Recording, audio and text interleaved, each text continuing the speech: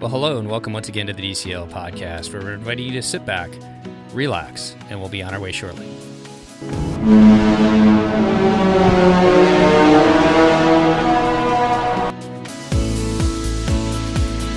Well, welcome back to the DCL podcast, your podcast helping your family cruise a little smarter. And I'd like to welcome back to the show. We've got the whole crew here today, all the way down to Los Angeles. We haven't seen him for a while. The great white whale of the Disney Cruise Line podcast. I will not allow you to finish the sentence.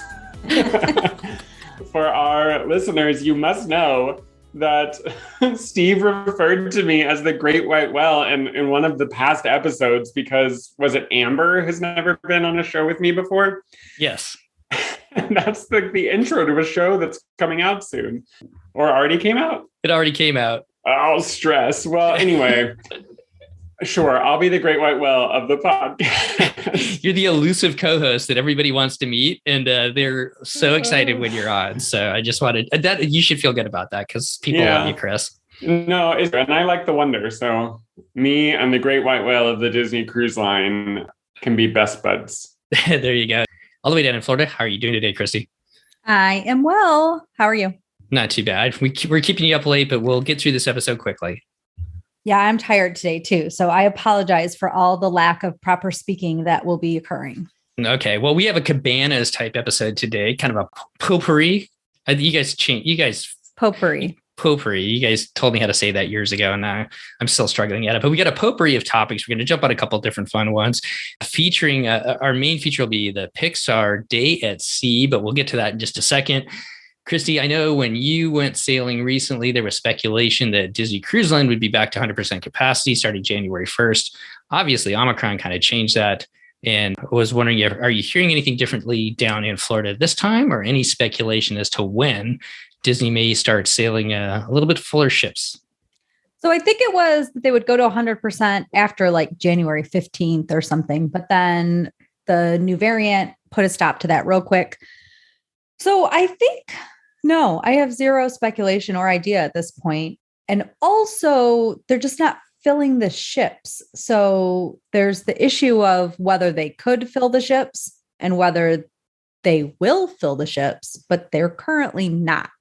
And basically, you're saying they're not able to fill the ships because there's not the demand to fill the ships, at least not in the off-market period. Right. So I don't know. And, part of it is this time of year could often be a time where ships would not be at 100% capacity. The weather is not excellent, and this is not the most popular period of time to cruise. But even with that said, they haven't filled the ships for President's Week, which is very popular for some of the spring break cruises, most of the spring break cruises. So I don't know. Now we don't know. We don't. And this is baseless speculation on our part. I know there's been some thought as to how many. I know that our sailing in November was over 60% capacity over on the Disney Dream over Thanksgiving. Chris, do you remember what yours was during Halloween on the Wonder? Yeah, I think it was something like 45% or 50%. But remember, the Wonder is already sailing at the Wonder versus the Dream and Fantasy is 2,700, and the Dream and Fantasy are like 4,700, something like that. So we're talking the smaller ships sailing at 50%. That means you're on a ship with like 1,500 or less people, which is kind of cool. I'm partially like, why isn't everybody sailing right now? Because no kidding.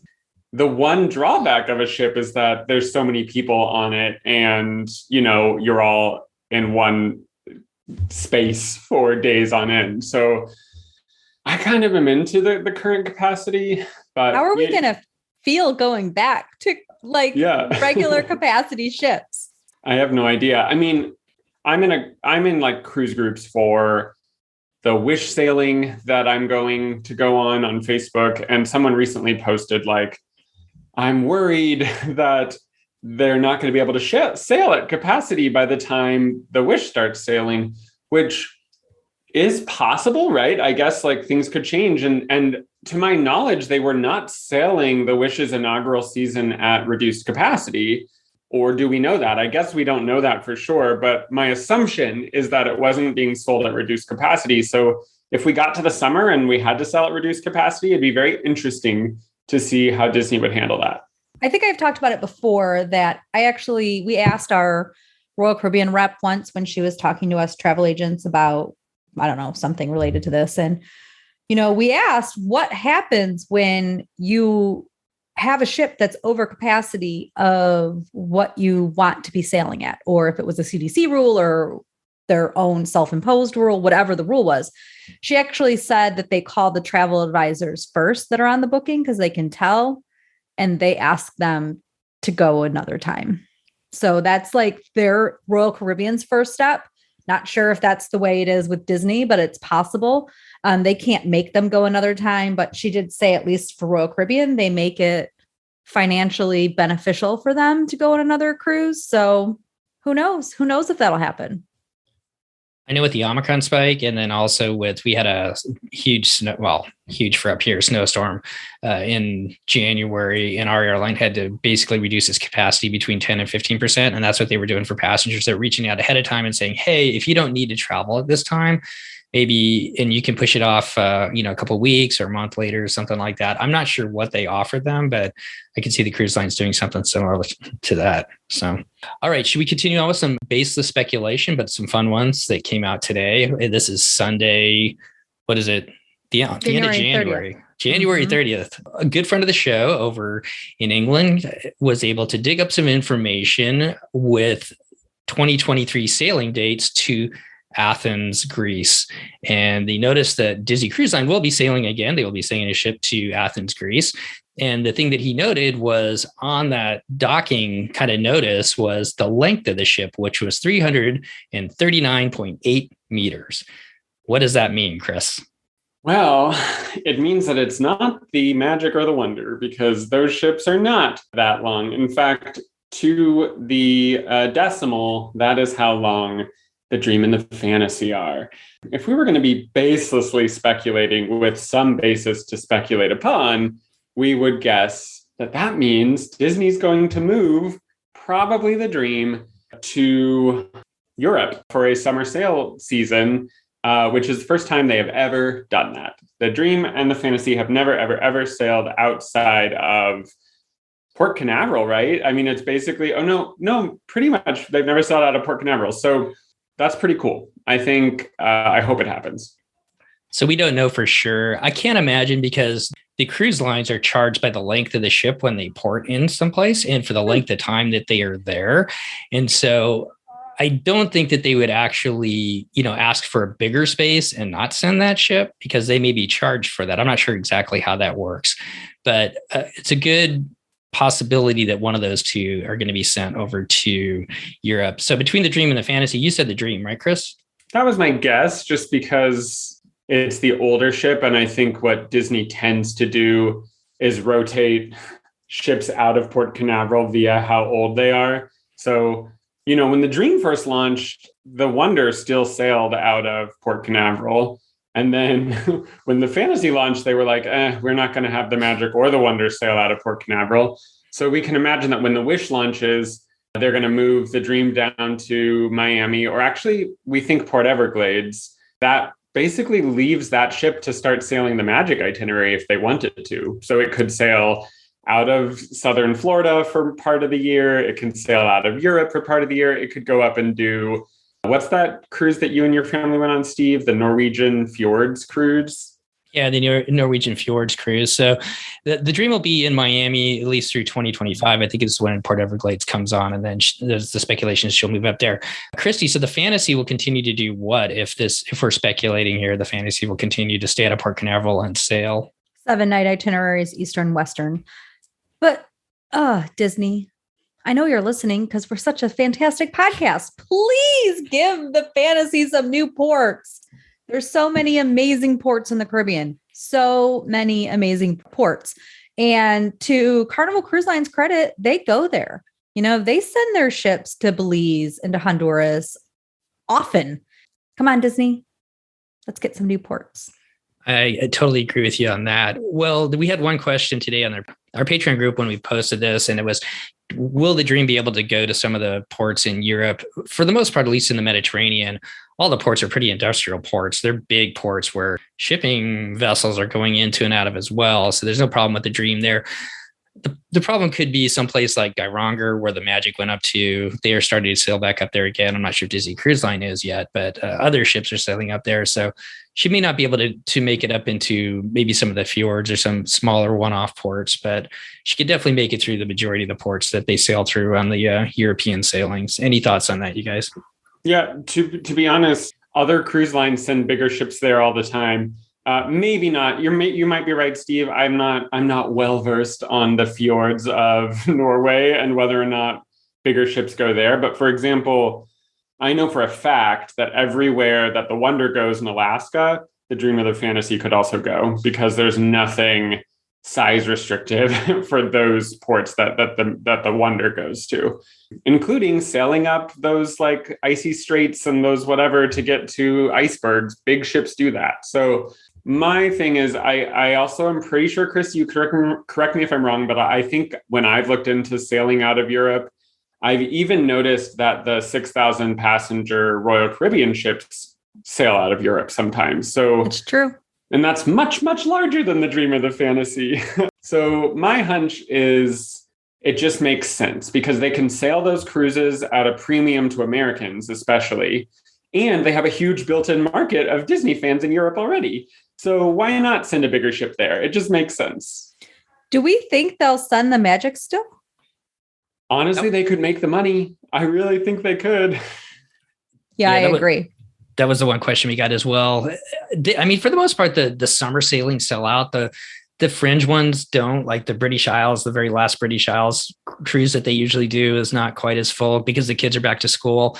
And to be honest, like the kids in Britain are back to school too, which makes up a huge amount of people sailing in Europe. And maybe one or two at the very beginning of the season might not be completely full, but I think throughout historically in normal times, the Magic is generally always full. So, and I mean, look at these Greek Isle cruises right now. They're selling out before they even make it to general bookings.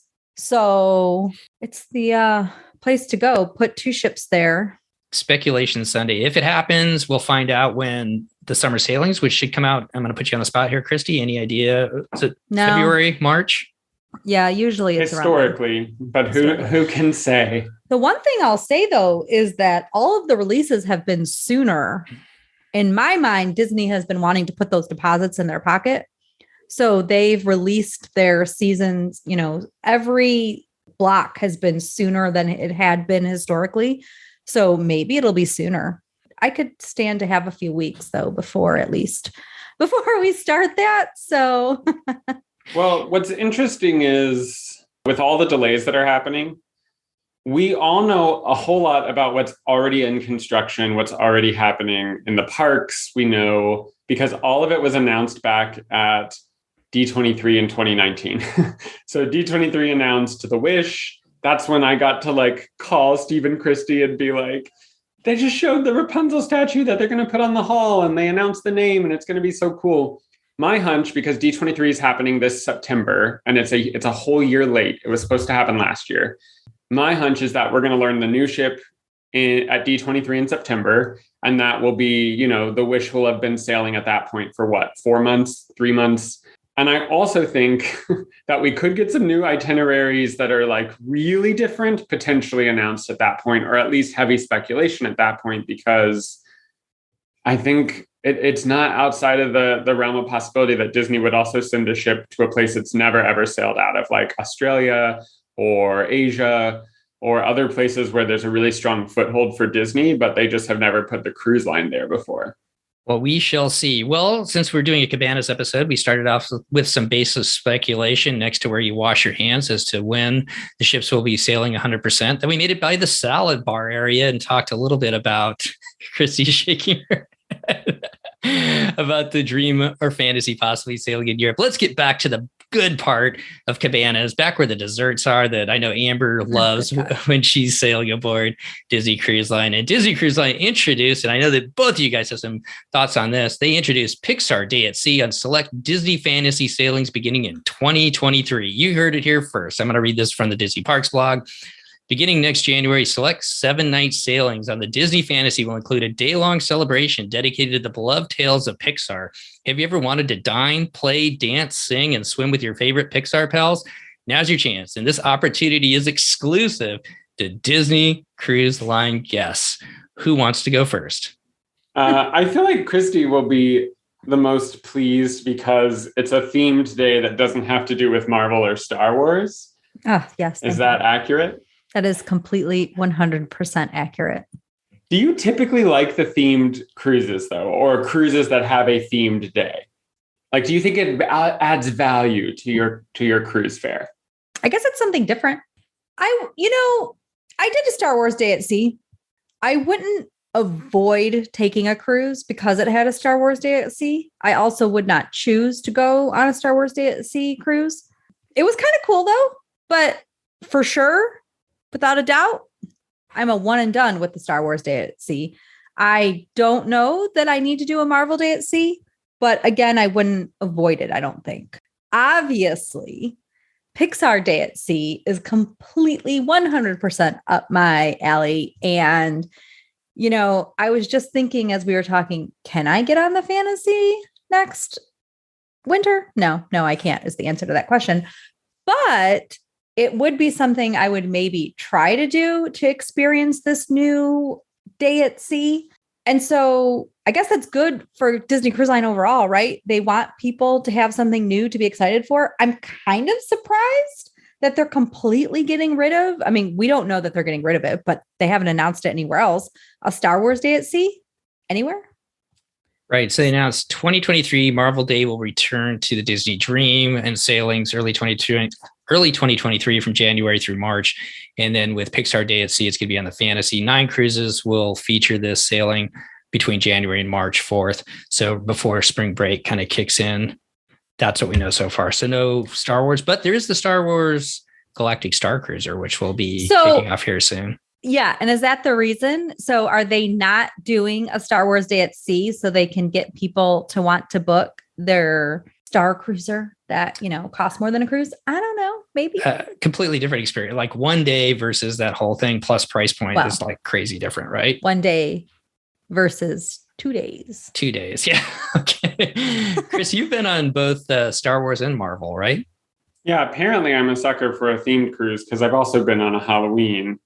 But I don't know that it's actually that. It's that I like to sail when it's cheaper. And up until recently, I didn't have any kids to have to consider around that. And so I would obviously sail in the off season. And that's when Disney pushes these days because they're trying to get people to sail when, the kids are in school.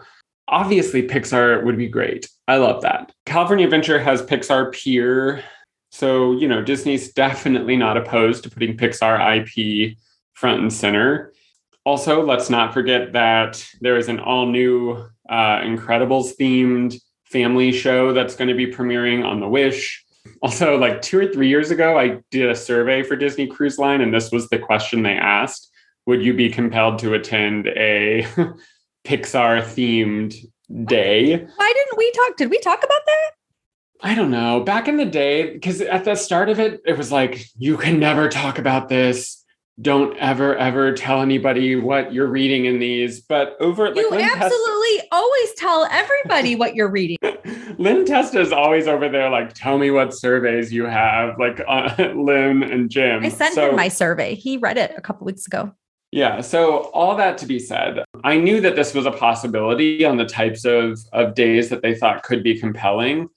I'll be honest, the stuff that they're offering is actually better than I thought it would be.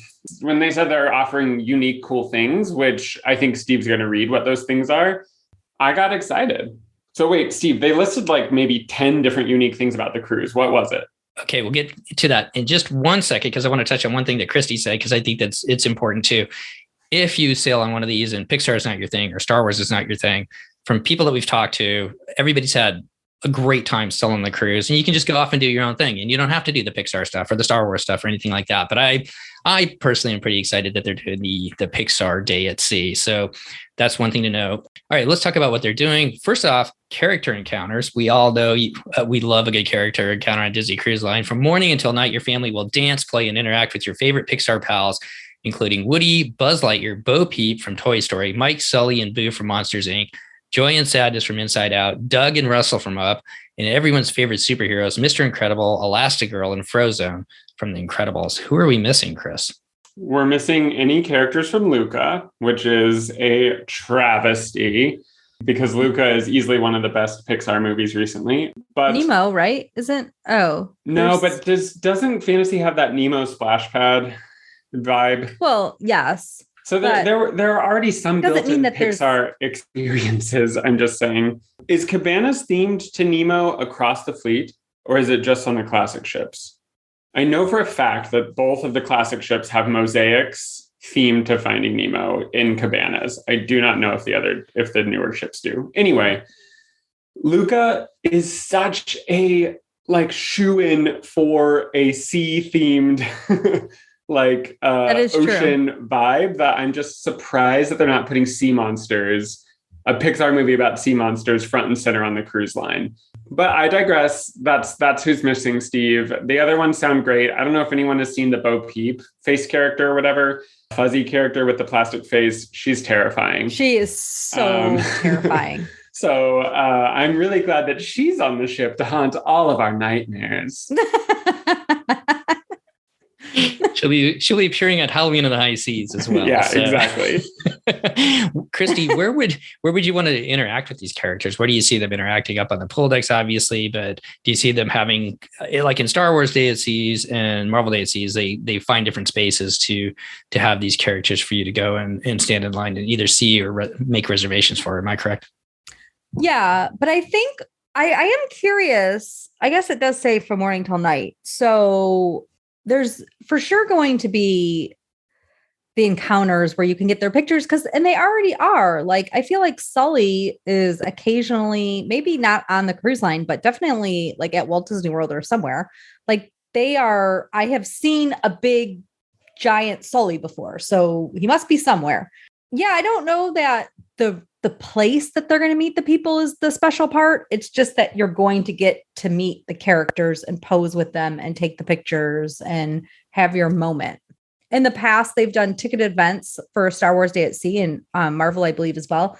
Not for charge, but you pre-register when you do your registration. And I imagine it's going to be something like that, where you then pre-register to get to see some of these different characters. Yeah, they usually set them up with special backdrops, and they do it in like the D Lounge and Animator's Palette and like just places that aren't normally in use during the day. But it's slightly cooler meet and greets than just a normal meet and greet because, they're trying to say, we did something. We did the extra mile for this Pixar Day. Usually, too, on the theme days, the music is specific to that theme. So there will be more. We all know that at 4 a.m., Steve is going to wake up and go out into the hallway to listen to the Pixar tunes roll. Because I've got a friend in you, and that's why I can't wait to spend that time on the ship with you, Chris. So, all right, let's talk about some of the immersive entertainment. Well, one last question, Chris. Could you could book some of those character experiences ahead of time? Am I right on that? Am I wrong? Yeah. The ticket you can buy. The ticket ones. You can reserve tickets, but also you can reserve tickets once you're on the ship. I will say that in general, you cannot just hop in a line for the specialty meet and greets. You have to have a ticket, but they hold back tickets so that you can go on, the first day you get on the ship and say, do you have any extra tickets? And also, just so everyone knows, for Star Wars Day at Sea, a lot of those characters you could meet on days that weren't Star Wars Day because there weren't enough tickets to see them on Star Wars Day, and they knew people wanted to see them. So like you could see Captain Phasma like 3 times on your cruise, not just once. But what's interesting about that is at the beginning Star Wars Day at Seas, it wasn't those cruises like back in the day. It wasn't like that. So hopefully Disney now knows with their experience that they need to open up the possibility to see these characters more than just the one time. Well, and logistically speaking, the people who are very close friends with these characters usually are the right height and all of the things. And so they will have them appear many, many times throughout the cruise because, to your point, Christy, maybe the reason they don't have Sully on there might be because they don't have very many friends that Sully is similarly sized to. So it is interesting. They want to like use these characters as smartly as possible. Sure. Back in my day, you had to walk upstairs both ways to say hi to the characters. It was completely different through the snow. Okay, Chris, wow. I know you want to talk about this. Wow. Entertainment? I always want to talk about entertainment, even after a good back in my day dad joke. Christy's tired of my shtick, and I don't blame her. Okay, immersive entertainment. We'll get to Christy's favorite, which is the Nighttime Spectacular. But first, let's talk about a first of its kind theatrical experience will be coming to bring to life the beloved story of Miguel and his family from Coco through live music and puppetry, Chris, which I assume you won't have a 30-year-old girl playing somebody that's 12.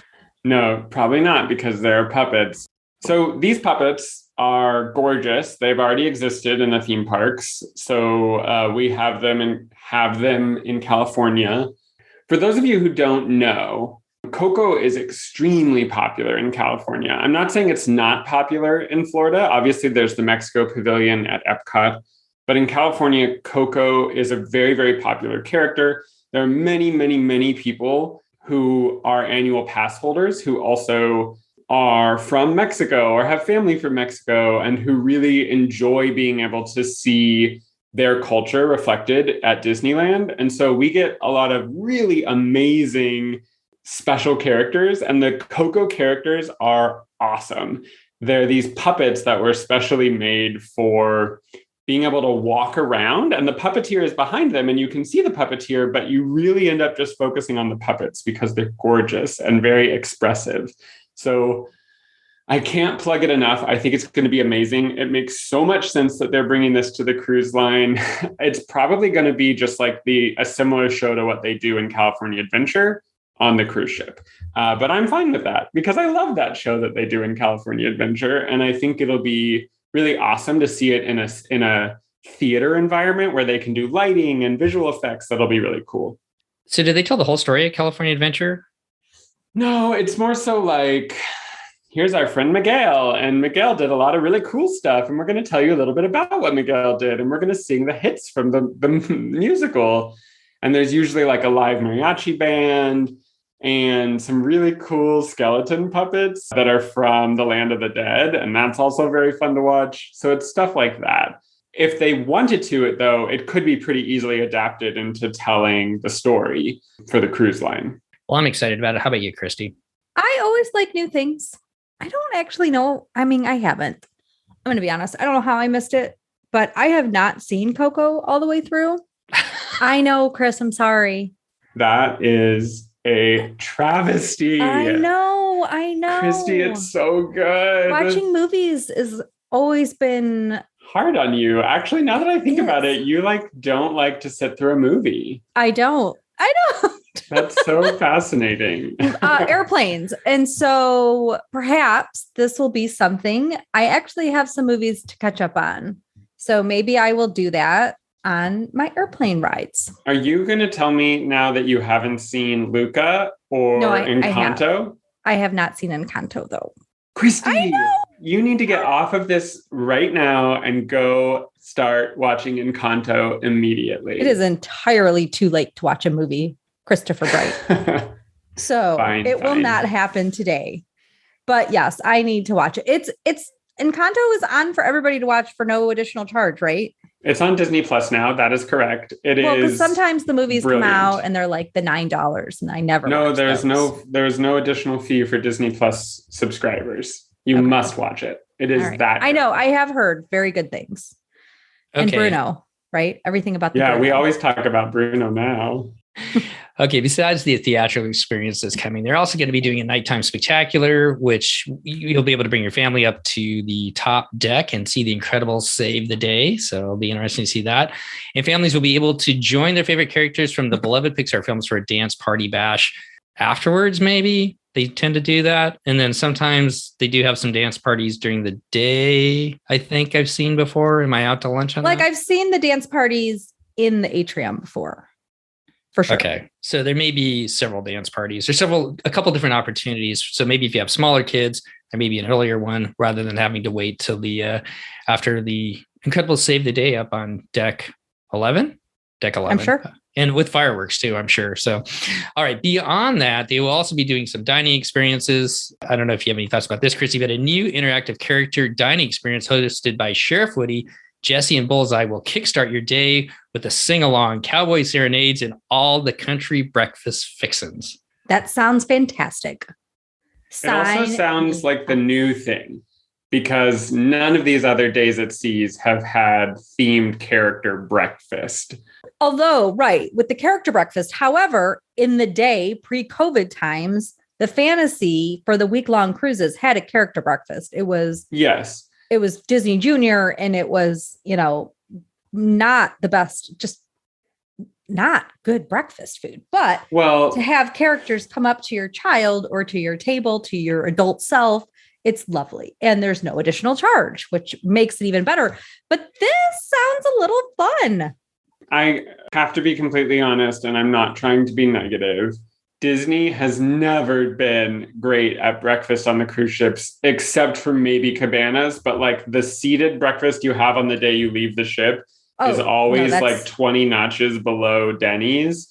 And Denny's is already like 40 notches below like good breakfast food. So I'm just saying that if maybe they will make a really great experience. It might be amazing. And I'm excited to be proven wrong. But this sounds like, shuffling everyone into a breakfast experience. Let us hope that they make some fresh food and some nice dishes that are really like fun country Western themed and not just like the fond farewell breakfast or whatever they call it on the last day. Oh, yeah. No, it won't be great breakfast, but it will be, I'm guessing there's got to be some biscuits and gravy. That's what I'm trying to play out with my hand. That's not be. So there will have to be, right? Biscuits and gravy. And I will have to pre-order and say, please provide me with a gluten-free biscuits and gravy. I will have that, please.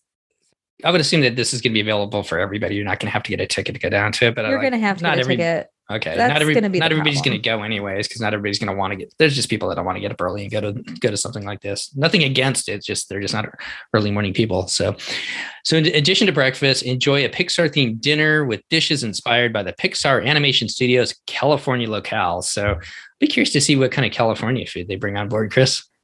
Yeah, this is a menu. This is a menu that already exists.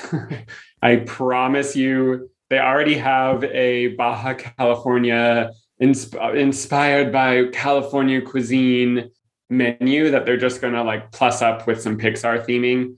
That's the one thing I laughed at when I went on Marvel and Star Wars, is that one of them is like the cerulean, whatever. And the other one is like Captain America, but they're both fried chicken dinners. So it's like, okay, I see you, Disney. So who knows what they'll do with this one? I would say I would always, always, always expect the food at these to be like not the main star, but it might be great.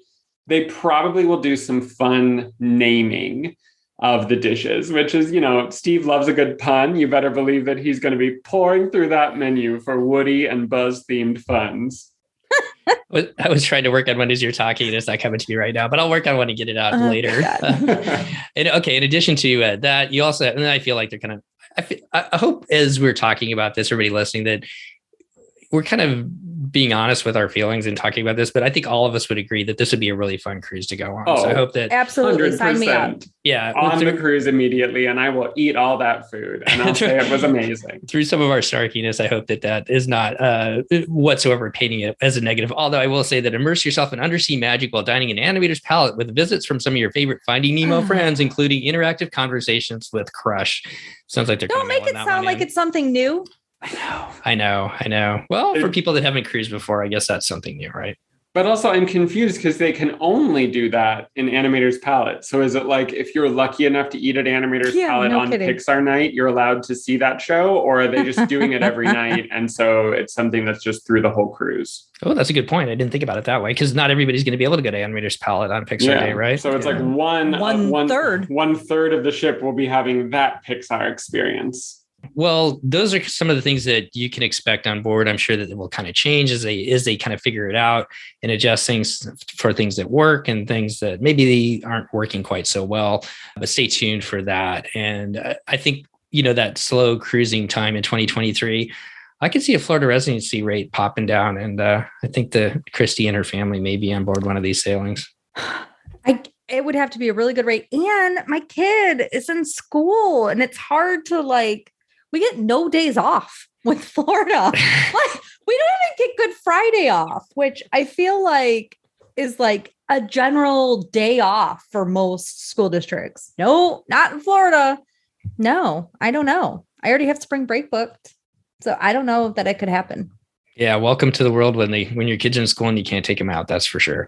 Well, all of these sailings will be sailing to the Eastern Caribbean or Western Caribbean sailings and some stops down in Mexico, but all of them will feature a stop at Disney's private island, Oasis Castaway Cay. So that's kind of an overview of what they have planned for Disney's Pixar Day at Sea. Any final thoughts between the two of you on this experience? I am excited. One of our listeners will have to tell us who's booking or who is already booked so they can come and give us a replay.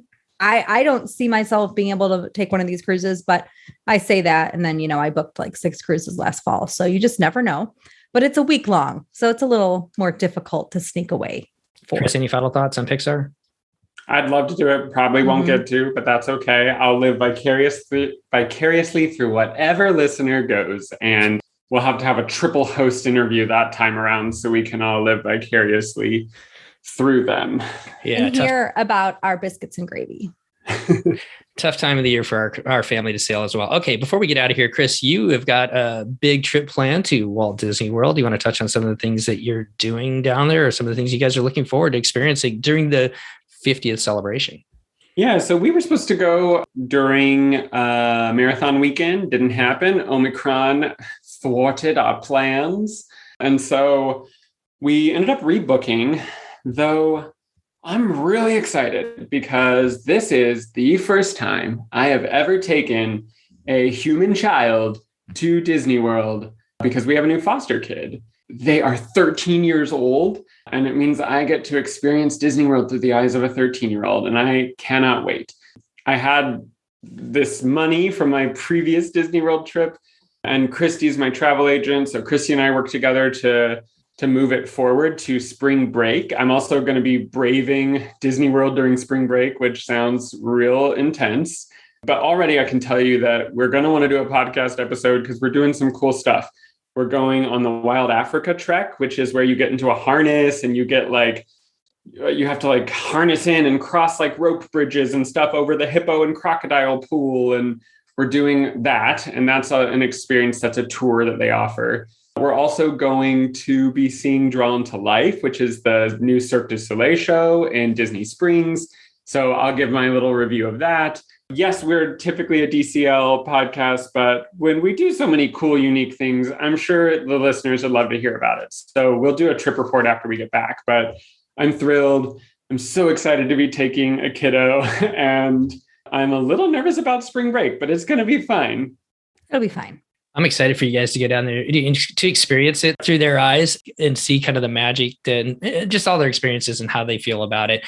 But wow, Drawn to Life, that is one of the things. I know that you've seen Cirque du Soleil before. I've only seen one show in Vegas and it was pretty amazing. And I'd love to see how they incorporate kind of the Disney animation into a Cirque du Soleil show. So excited to hear what your thoughts are about that. Yeah. We went for the not cheapest tickets so that we could get a pretty central view of everything. And it's also our last night is the show. So it's we will, that'll be the cherry on top of our trip is that we will go We have reservations for Art Smith's Homecoming, which is the best restaurant in Disney Springs. Sorry, Christy, they don't have any gluten-free options, which is a travesty. They can make quite a bit of the menu gluten-free. We have eaten there. It is good. It is. Can they make the chicken gluten-free? No, sadly, they don't do that. It's literally the best fried chicken, mac and cheese, hush puppies, lemonade. I know. I should have my husband go with you because it's we went and I went one time, but I am not in a hurry to go back there because it is a very limited. I mean, it is not the same experience to be gluten-free there. Yeah, but it's going to be amazing. We're happy to end on that note. And this particular kiddo who's in our home now has never been out of the state. So it's going to be so cool to like go on an airplane with someone who's never been on an airplane and to check out. Do they know Florida. Yet? They know. Yeah, we told them, and it's going to be so much fun. They're already so looking forward to it. So we can't wait. It's the best. Well, so many firsts, so much excitement. I'm excited for you to experience that time in Walt Disney World with them. So as we get out of here, this episode is going to come out at the beginning of February. That means love is in the air, Valentine's Day.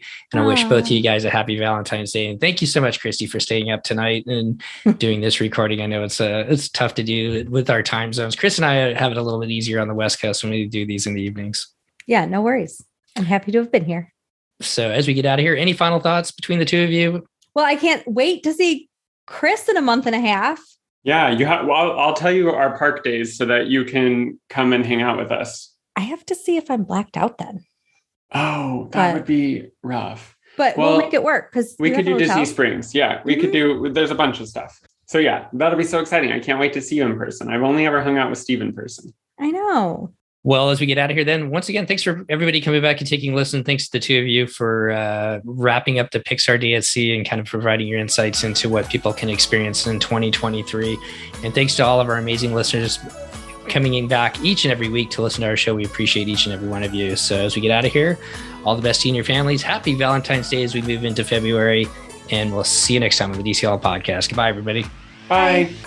The DCL podcast is not affiliated with the Disney Cruise Line, Walt Disney Company, Adventures by Disney, or Run Disney. All of the opinions expressed on our shows are those of the hosts and the guests who appear on the show.